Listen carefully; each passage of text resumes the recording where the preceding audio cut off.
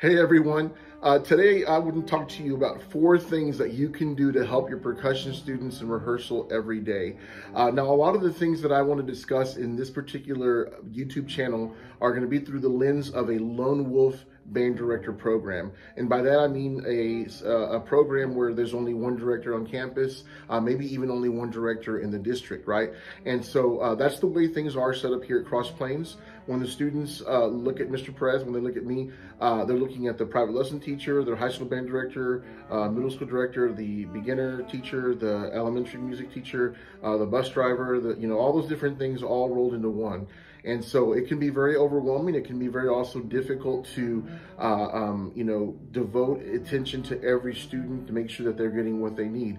But it can also be very rewarding, and I also get to, make the decisions for the whole program, which is really nice. But really what I want to tell you is that in order for you to maximize your time as a lone director on your campus, consider doing some of these things and maybe all of these things and see how they, help you be able to maximize your time. The very, very first thing, it's going to be super obvious and you're going to be like, dude, this is, I clicked on this video for this. Are you kidding me?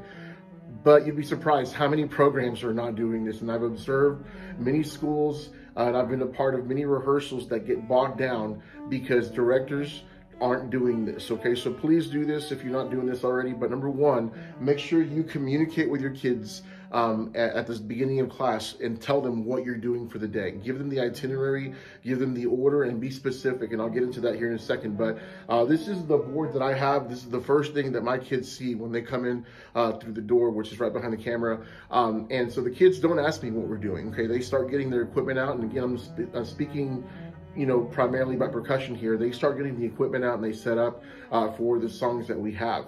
And again, like I said, be specific, because let's say you're working on a song like Foundry that requires a ton of percussion stuff, but maybe that particular day you're only working on the flute solo section in the middle that doesn't require nearly as much percussion stuff. Well, your kids need to know that, right? So, if I'm a kid that's playing, whatever part, and I'd be really frustrated if we only worked on that flute solo and I set up all my other found percussion parts and I hardly got to play, right? So make sure that you're communicating them, trying to be efficient with the kids and give them time to transition between songs. But at the same time, if you're giving them time and they know what's coming up, it's going to be a lot smoother, I promise.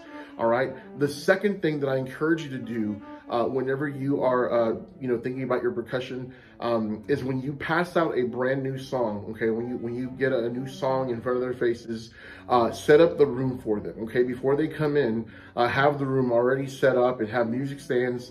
And this is what I did. I went ahead and passed out parts by labeling, the timpani part. I put the kids, name on there, the snare drum part, bass drum part. If there's more than 2 parts on the same, sheet, then I highlighted and I wrote their name.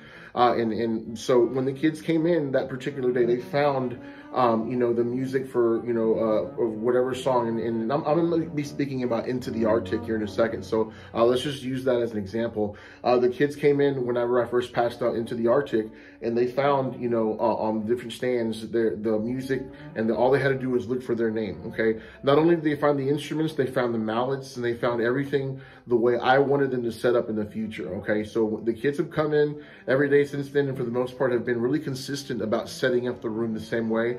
It's been really, really helpful. I don't have to do that, and I don't have to be like, hey, that's not where the timpani goes, or that's not where the marimba goes. So I encourage you to try that. It's going to be a really good way to kind of do it once for them, spend 5 minutes doing that so that you can not have to worry about it later on, right? And so the third thing that I encourage you to do with your percussionists is to communicate with them through their sheet music, okay? And so I'm going to give you an example of that, but like I said a little while ago, it's hard to find time to give them all the necessary attention. So one of the things that I did is I had a student that, she's never played timpani.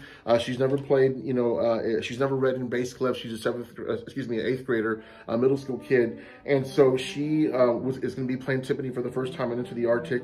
And she's doing a great job. But that first initial day, I showed her this, and this is the way the music looked like, okay? I wrote those 4 circles, try to straighten it out. I wrote those 4 circles there, and I labeled from left to right the pitches that she was going to be playing, and it's in my terrible handwriting there. I also drew a bass clef with the pitches that she had, so she knew how to reference them, and I labeled them as well. Okay, so she took it upon herself to go and color code it, and she's been doing, great. Like I said, I was not worried about her rhythm reading, because she's really solid on that. Whenever students play timpani for the first time, it's going to be, it's going to be harder for them to figure out which drum to play. And one of the things that set her up for success was that, she was able to have the information, and I didn't have to really spend time with her in class, going over that. She was kind of able to take off on her own. And so I encourage you to do that. And maybe if you have a keyboard part that has a lot of meat to it, I would encourage you to, again, communicate with your students and prioritize and tell them, hey, this part right here is doubled with the flutes. Don't worry about that. Start with this measure over here that's in the middle or at the end of the song. Because the kids are going to start in the beginning, right? That's what we all want to do. They want to start, learning from the beginning to the end. And so you may need that middle section or the end section that's a very exposed keyboard part or snare drum part or whatever. And so you can tell them that, you highlight it and be like, hey, start here, as you start working on this on your own, and try to work out the parts and the stickings and everything. So the last thing that I want to tell you that you can do to help your percussion students, I've kind of already alluded to this with the timpani player, but if you can assign parts with growth in mind, okay? And so again, this timpani player student of mine is not going to be afraid of the timpani in the future. She's already played timpani on this song and has a few solos. I would encourage you to do the same thing with your keyboard parts, okay? In the small school setting, I know we have maybe some kids in the percussion section that you've had to move around. Maybe percussion is not their home instrument. And so it can be very overwhelming for a student to play a keyboard part, right? And maybe they started on trumpet or tuba or flute or who knows what. And so they're not comfortable with reading keyboard music. And so what I would encourage you to do is to look for playable parts. Maybe there's a chime part with 3 or 4 different pitches, and at that point they're really just reading rhythms, right? And so that could kind of be a good stepping stone to take a little bit of the edge off of playing a keyboard part in the future for them, and they can really start being more comfortable with playing more involved parts down the road. So again, just think about the growth of the student, what really staying away from having a snare drum kid, a timpani kid, the bell kid, or whatever. That's just not going to work well.